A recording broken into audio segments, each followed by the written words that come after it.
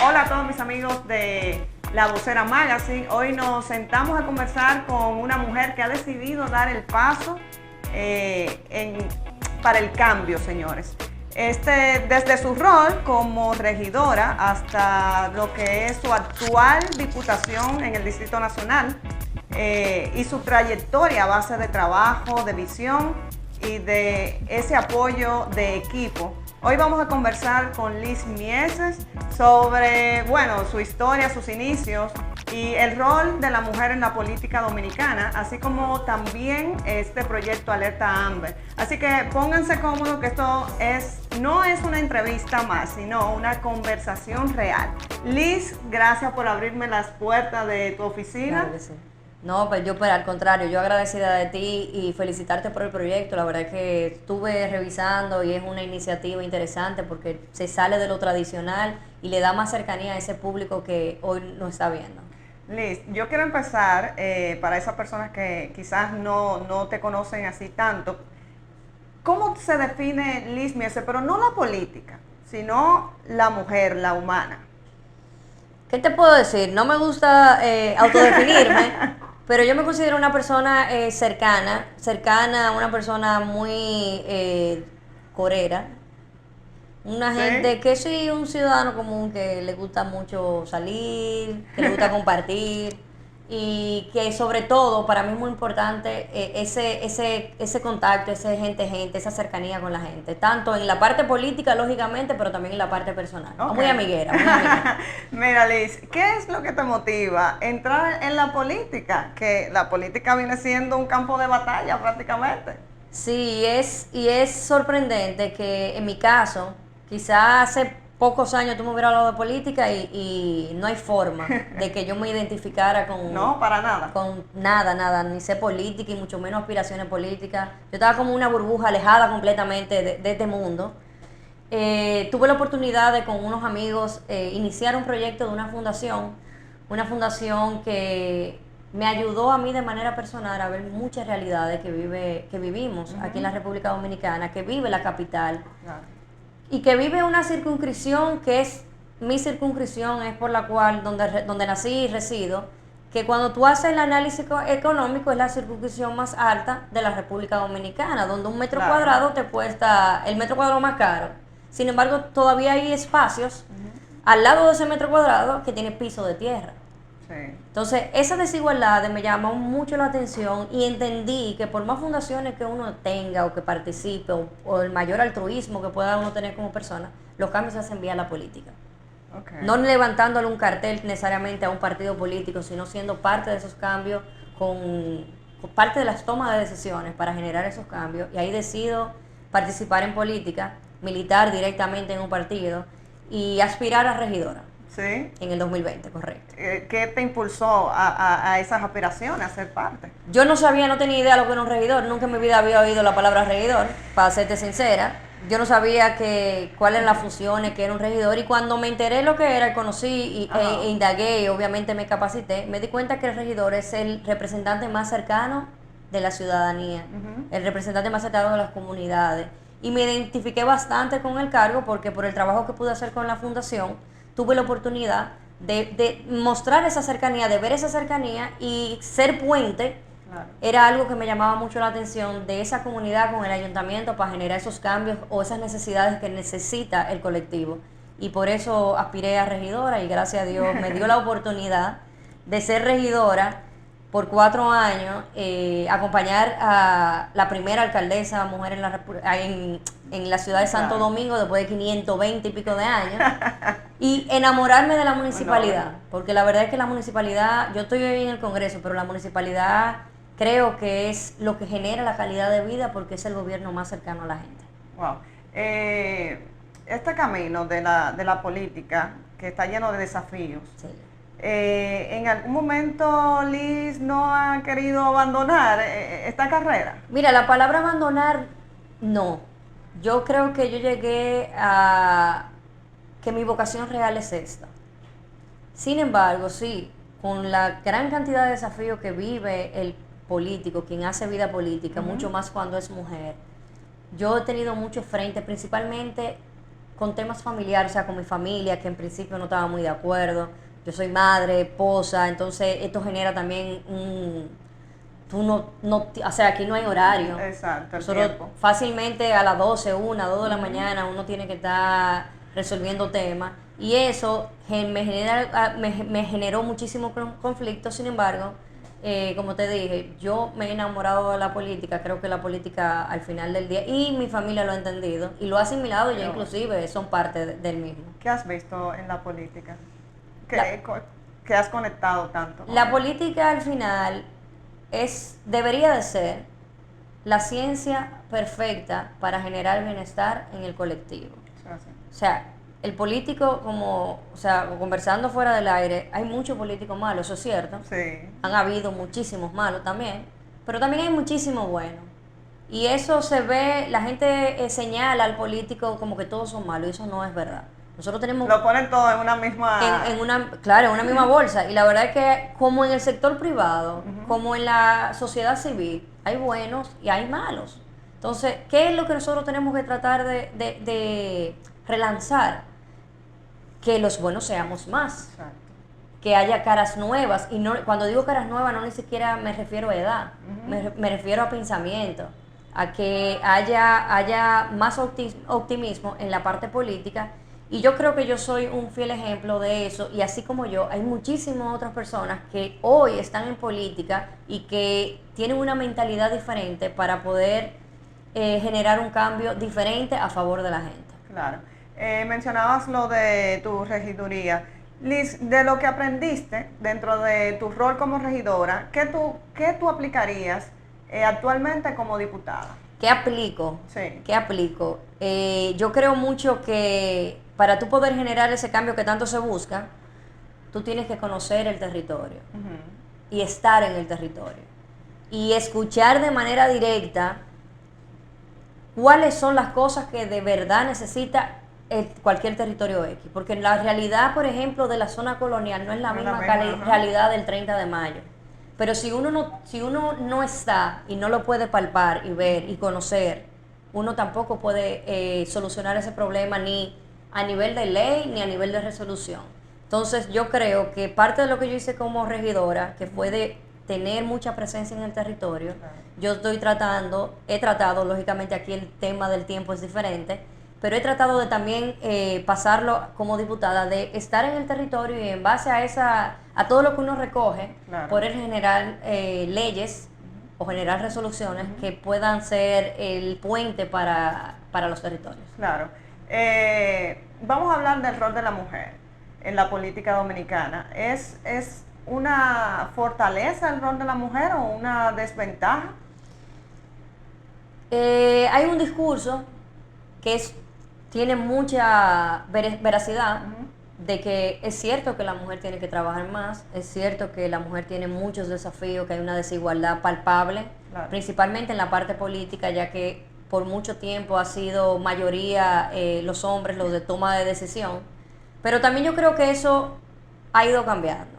¿Sí? Ha ido cambiando porque tú ves hoy, puse de ejemplo que por primera vez tenemos una alcaldesa, pero eso no solamente en Santo Domingo, eso se replicó en muchísimas otras provincias de la República Dominicana, pero también tenemos una ministra de Interior y Policía, tenemos una vicepresidenta que ha demostrado la capacidad de trabajo y de gerencia, y así sucesivamente, y te hablo del gobierno, pero así también pudiera hablarte de la oposición. El Partido de la Liberación Dominicana tiene mujeres que hay que reconocer, que han marcado un antes y un después en la política, como la ex vicepresidenta Margarita Cedeño. Hoy también te pongo de ejemplo a Zoraima Cuello. Y también la Fuerza del Pueblo y asimismo los otros partidos emergentes tienen muchísimas mujeres que cuando uno habla de cuál es el rol de la mujer, uno la puede tomar de referente a la hora de nosotros ver lo que es una mujer en política. Siempre va a haber desafíos, siempre va a haber cierta desigualdad, pero yo creo mucho, se oye feo, pero yo creo mucho en pedir perdón y no permiso. Me siento un ejemplo del mismo, de que las mujeres sí podemos crear oportunidades y que las mujeres tenemos la capacidad de estar en política, de representar, de legislar, gerenciar y que han sido eficientes. Porque cuando hacemos un análisis de las diferentes mujeres que han estado en puestos importantes en política, han sido eficientes. Entonces yo creo que eso es un un mensaje más que un discurso, son acciones que están ahí palpables. Y creo totalmente que ya la República Dominicana está más que preparada, está necesitada de que sea una mujer quien gobierne en nuestro país. Vamos a hablar de eso más adelante. Liz, ¿qué tú le dirías a los jóvenes, pero sobre todo a las mujeres que quizás quieran dar el paso de incursionar en la política, pero todavía no se deciden? Que pierdan el miedo. Que pierdan el miedo porque nosotras, las mujeres, la juventud, a veces somos muy miedosos del qué van a decir, del querer validarse y del poder cometer errores. Y el ser humano como tal, es normal que se cometan errores porque la vida no es perfecta. Entonces hay que perder el miedo, participar, que si no te fue bien en una primera vez, pues simple y llanamente usted recoge y vuelve a intentar. La juventud tiene algo muy importante y es la palabra juventud. A mí, yo me reía mucho con esta anécdota. Cuando yo era regidora, yo quería aspirar a ser vicepresidenta del Consejo de Regidores. Sí. Y se acercan varios regidores, ya con más años de experiencia, lógicamente. Me decían, pero tú eres joven, tú te puedes esperar el año que viene. Y yo, pero porque yo soy joven, yo puedo hacer el ejercicio. Y si no me va bien, tengo el año que viene y el de arriba. Entonces, yo lo que invito es a la juventud y a las mujeres a que hagan el ejercicio, que si se equivocaron, que si fracasaron, nunca es fracaso, es experiencia, y se empieza de nuevo. Claro, eso es así. Liz, ¿a qué te quita el sueño como servidora pública? La burocracia, honestamente. O sea, yo creo que a veces nosotros tenemos una expectativa tan grande de poder solucionar temas que se pierde mucho tiempo en la parte burocrática y quizás cosas que eso me hace mucha falta del sector privado, en un aspecto, sí, porque en el sector privado uno básicamente, los resultados son lo que hablan, y uno hace lo imposible para poder tener esos resultados a corto plazo. En la política, en la parte pública, es un esquema de trabajo completamente diferente, donde hay diferentes pasos para poder hacer las cosas. Te pongo de ejemplo el proyecto de ley de alerta CRD, alerta Amber. Tenemos desde noviembre del 2024 trabajando eso. Hoy estamos en abril del 2026 y un año, casi 2 años después, es que logramos una aprobación clara, una segunda aprobación clara. Pero todavía el proyecto está en el Senado, que lo dan en observación en el Senado. Entonces tú dices, cúnchale, pero eso a mí me... Te quita el sueño. Me quita el sueño. ¿Cuál es la figura importante en tu carrera política? ¿Cuál es la figura? Pero, o sea, una figura como que yo vea de... Una figura que te ha ayudado en lo que es tu formación política. Yo tengo muchísimas figuras que me han ayudado en la parte política, que han sido, se puede decir que parte fundamental de que hoy yo esté donde estoy. Una de ellas y de las principales, lógicamente, Carolina Mejía, que sin tener ningún tipo de relación con ella, me identifiqué bastante con su trabajo y a partir de ese trabajo dentro del ayuntamiento, me identifiqué con su trabajo y con su forma, con su accionar en política, porque los políticos todos tenemos una manera diferente y lógicamente uno se vamos a decir, se agrupa con quienes más se identifica y con Carolina es una de ellas, pero también con Gloria Reyes, que es una mujer que siempre, desde el primer día que la conocí sin estar en política, ha intentado impulsar a que más mujeres participen, a que más mujeres tengan puestos de importancia, porque más mujeres, más democracia. Pero asimismo hay también otras mujeres que no necesariamente sean de mi partido, como Minú Tavares, Soraima Cuello, le tengo mucha valoración por las capacidades que ha demostrado tener, y doña Margarita. Hay muchas mujeres que yo pudiera decirte que de cada una yo he tratado de tomar pedacitos para llegar a donde uno está hoy. Qué bueno. Liz, vamos a entrar a un plato fuerte que es, como ya lo mencionaste, alerta Amber. Correcto. Cuéntanos qué tanto impactaría esta alerta en la seguridad de las familias dominicanas y cuál es su importancia. Mira, alerta Amber es un mecanismo, un protocolo, un mecanismo de búsqueda que se inició en Estados Unidos. A partir de esa implementación que tuvo en Estados Unidos y esa efectividad, Claro. se fue replicando en diferentes países, que hoy son más de 28 los países que tienen el mecanismo de búsqueda alerta Amber. Nosotros depositamos en noviembre del año 2024 el proyecto de ley de alerta Amber, un proyecto que no es un proyecto del ISMIES, sino que es un proyecto de la República Dominicana, porque nosotros como país hoy, a la hora de denunciar una desaparición, es un trayecto de 24 a 48 horas para que te tomen la denuncia, lo cual es un tiempo decisivo, porque el enemigo de una desaparición es el tiempo. Entonces, Alerta Amber lo que busca es que ese mecanismo se pueda aplicar de manera inmediata a la hora de una denuncia de un menor de 18 años.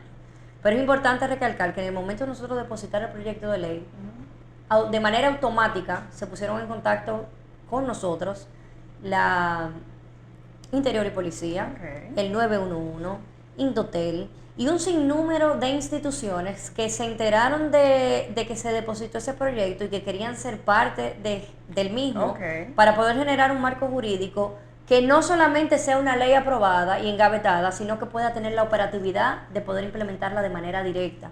Porque hay una intención real por parte del gobierno y del Ejecutivo de que la República Dominicana cuente con Alerta Amber. ¿Y qué sucedió a partir de ahí? Pasó de ser Alerta Amber a convertirse en Alertas RD, que es una sombrilla de alertas diferenciada por segmentos de la sociedad. Y ahí te explico. Sí. Alerta Amber es para menores de 18 años, que son la clase más vulnerable a la hora de una desaparición. Pero también se tomó en cuenta con Alerta Silver para mayores envejecientes, que también son un segmento bastante vulnerable a la hora de una desaparición. Incluimos también la Alerta Rosa, que para mujeres violentadas o en trata, y una Alerta Azul para personas en discapacidad. O sea que pasamos de ser solamente Alerta Amber, pasamos a tener 4 alertas, que son los 4 segmentos a la hora de desaparición más vulnerables, y que no es lo mismo aplicar un protocolo para una desaparición de un menor de edad a de una persona en discapacidad o de un adulto mayor. Entonces, en base a eso también se generó un marco jurídico que se quede abierto de que en un futuro podamos también integrar alertas climatológicas y también alertas que tengan que ver con la seguridad nacional. Por eso pasó de ser Alerta Amber a Alertas RD, que es el marco de todas las alertas. ¿Qué implica el protocolo de búsqueda de estas alertas? Mira, contamos con alrededor de 11 instituciones que estarían trabajando de manera interinstitucional y de manera directa en una mesa de trabajo, que a la hora de una desaparición se enlacen todas para iniciar una búsqueda. Las fundamentales, lógicamente, son el 911, Interior y Policía, la Procuraduría, el Indotel, que ha sido parte fundamental, porque a la hora de emitir, aquí Alerta no es para que se emite el mensaje. Ojalá no haya que emitir ninguna mensajería masiva en la República Dominicana, pero es parte de la que hace el enlace con las telefónicas y con los diferentes medios de comunicación, para que en el momento que el protocolo amerite emitir esa alerta, sea eficiente. Entonces hay 11 instituciones que van de la mano directa. La idea fue que se creó un comité, pero no solamente un comité de nombre, sino también un comité con un régimen de consecuencia, que en caso de que una de las instituciones no haga el trabajo que amerita a la hora de una desaparición, también reciba una sanción por el mismo, que tengan también un presupuesto, porque nosotros contamos hoy por hoy con un departamento de desaparecidos, pero un departamento de desaparecidos que no tiene ni la cantidad de personas necesarias a la hora de una desaparición, pero tampoco tiene el presupuesto para poder ejecutar un protocolo más rápido. La ley sí está amparada ahora con cierto presupuesto necesario, la cantidad de personas necesarias también, quien en esta ley, quien ampara, vamos a decir, quien es la cabeza, es el ministro o ministra de Interior y Policía, o sea, que sería como quien dice la cabeza de todas las instituciones que tienen que ver de la mano. Y hay una disposición real, esto es importante, porque hay una disposición real por parte del presidente de la República de que esto sea operativo, que esté el marco legal, pero que sea operativo y que se pueda implementar de manera inmediata. Inclusive, te puedo asegurar que, o dejarle a ustedes saber, que ya se han hecho hasta capacitaciones en los Estados Unidos con las diferentes personas de las diferentes instituciones. Que van a participar acá. Correcto, Okay. para que esa implementación sea operativa.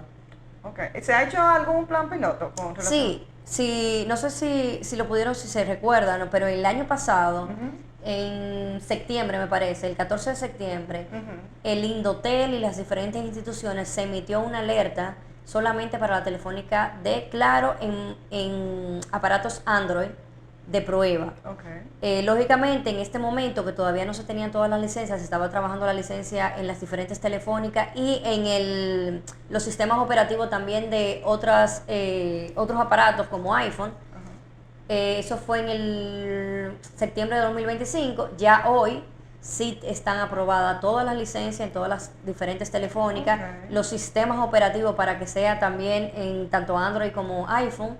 Y ya lo que estamos esperando es que el Senado termine de dar sus observaciones, que te aprueben el Senado para ver si ya la ley y el presidente la puede promulgar.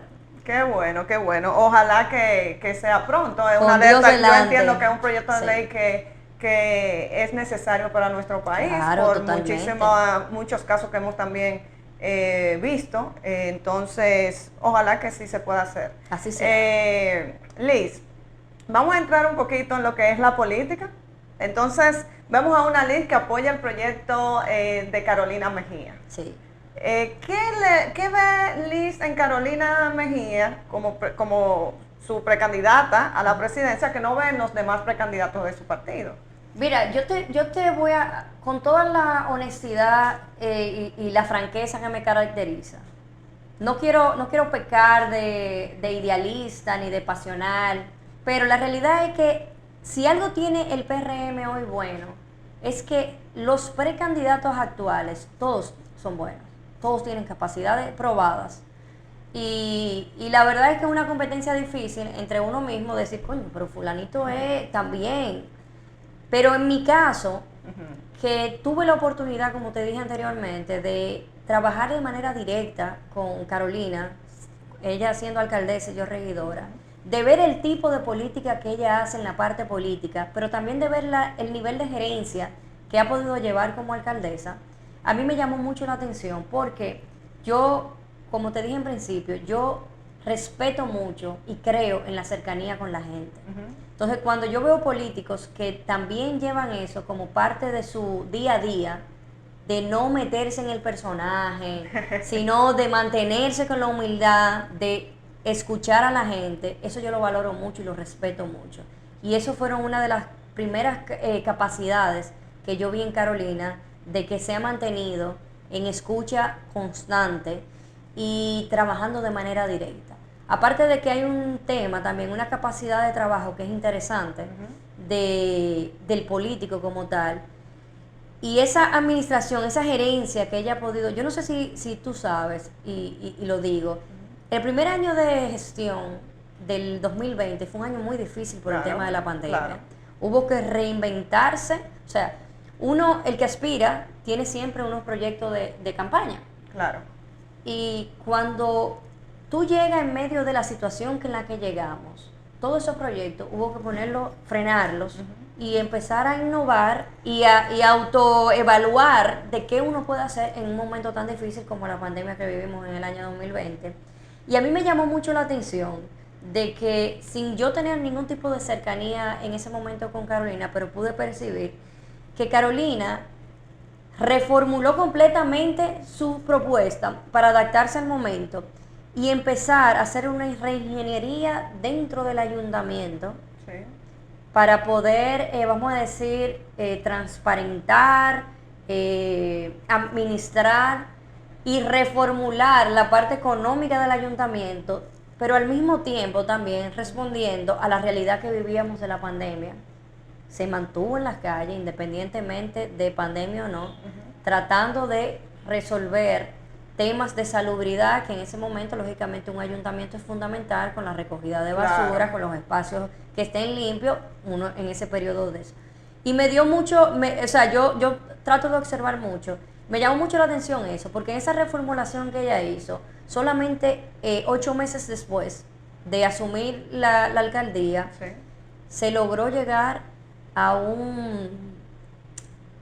cero deudas en el ayuntamiento.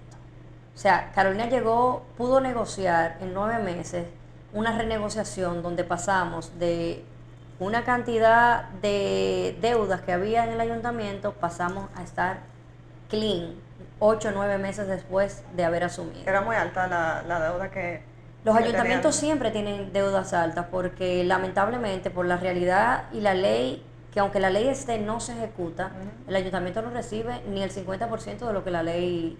Y cuando digo el ayuntamiento me refiero a los ayuntamientos. A todos, claro. Alrededor de un 1.9 a un 2.6 de un 10% que deberían de recibir. Y siempre hay una deuda acumulada alta.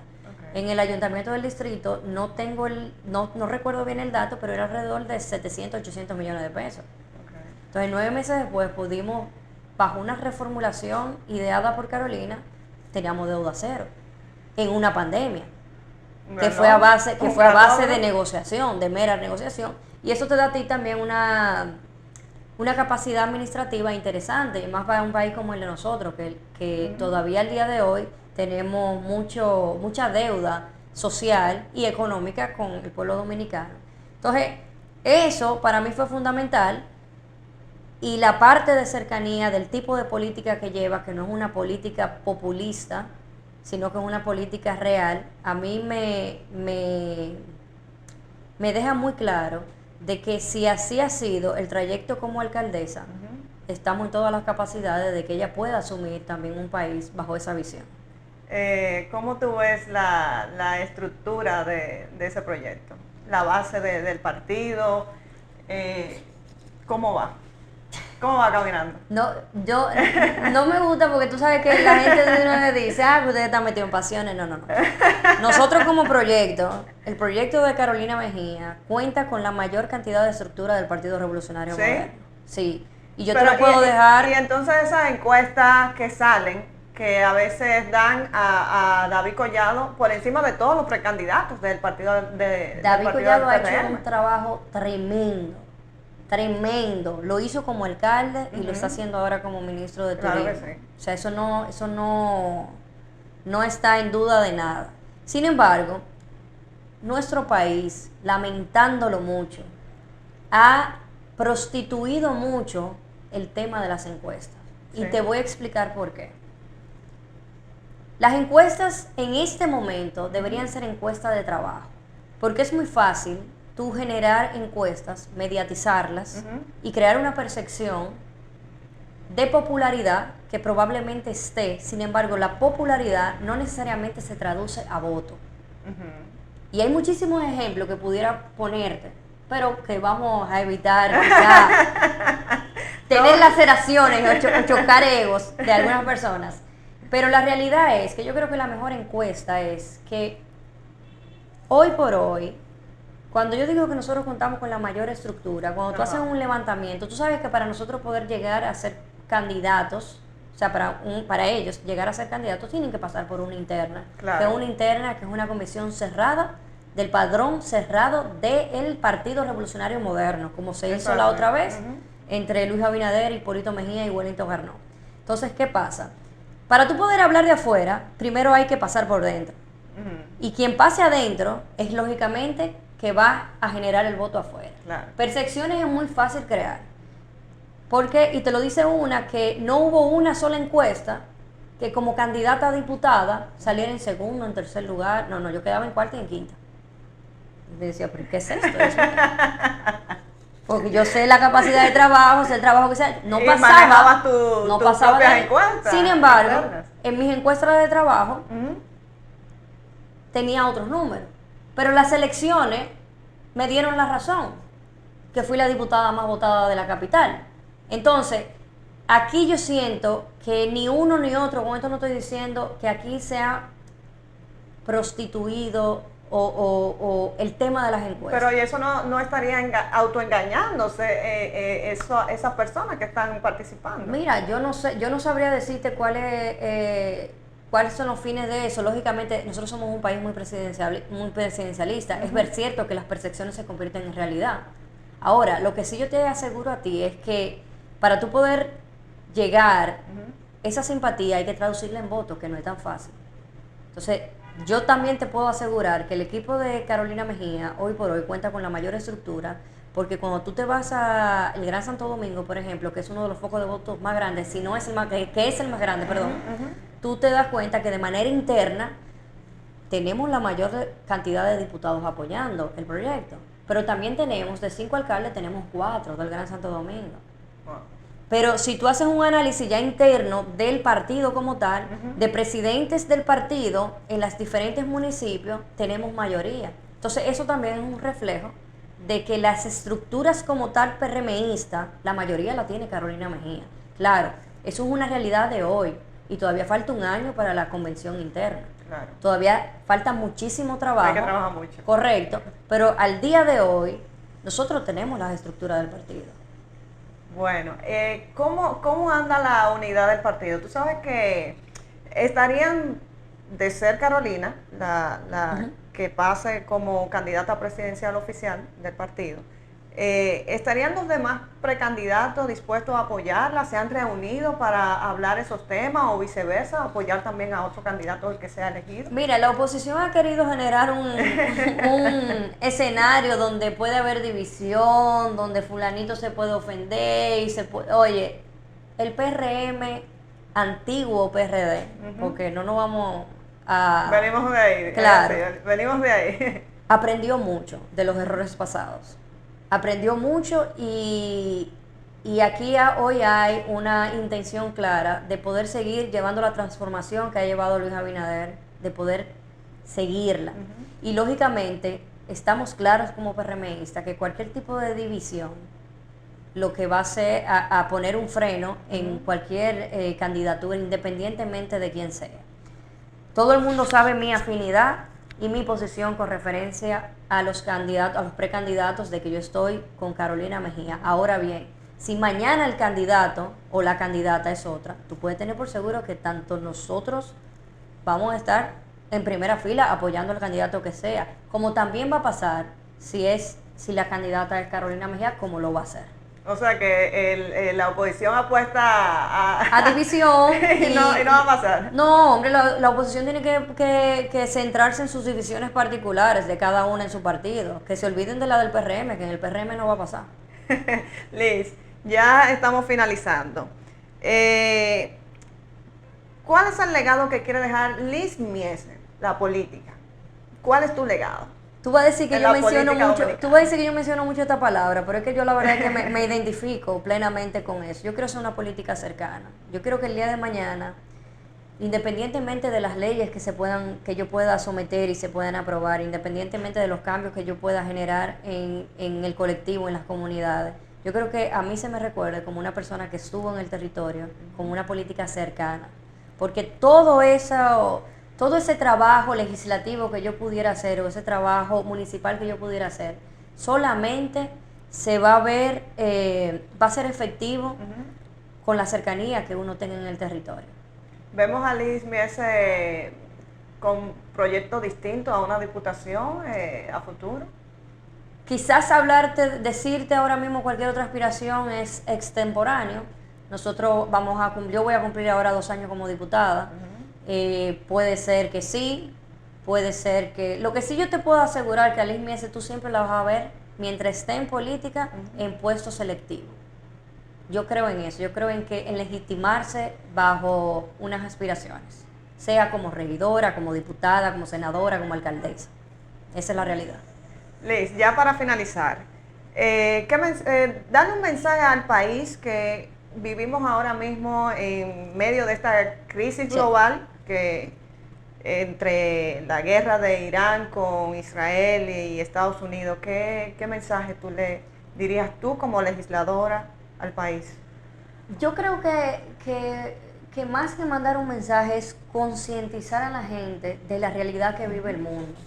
Y en base a eso, hacer un equilibrio, una balanza de cuáles han sido las acciones que se han tomado y qué han reflejado esas acciones, tomando una balanza de la realidad que vivimos en Latinoamérica y comparar. Nosotros tenemos una maravilla de país y que independientemente de los pocos o muchos males que veamos, seguimos siendo los dominicanos personas con una alegría que se deja notar. El dominicano, yo estoy sumamente de ser dominicano porque el dominicano, yo lo veo como, yo me veo, o sea, y veo a los dominicanos como que somos un sentimiento de alegría, que cuando Una te conoce, familia. exacto, cuando te conoce un extranjero, siempre nos dejamos notar y que valoremos eso, que valoremos nuestra patria. Y que sentamos orgullo, porque independientemente de las realidades que vive el mundo, independientemente de las realidades que hemos vivido como país, nosotros tenemos que sentir orgullo de que tenemos un país con paz social, tenemos un país que a nivel económico se ha mantenido bien estable, y tenemos un país que independientemente de las diferentes crisis mundiales que se han dado, que de manera directa nos chocan, Claro, no impacta. hemos podido mantener un país eficiente, con un turismo por encima de mucho, con una zona franca por encima de mucho, y lo más importante, como ser humano, todavía por encima de mucho. Bueno, señores, hemos tenido y hemos conocido a una mujer, no solamente en la política, sino mujer y la gran líder que hay detrás de Liz Mies. Esto hemos visto que las historias y los cambios se construyen dando pasos aún con miedo, pero con propósito. Así que te pido que si te gustó y te aportó valor esta entrevista, pues compártela, dale like y suscríbete a nuestro canal de YouTube, La Vocera Magazine. Será hasta una próxima entrega. Así que muchísimas gracias, Liz. Gracias de verdad por este espacio.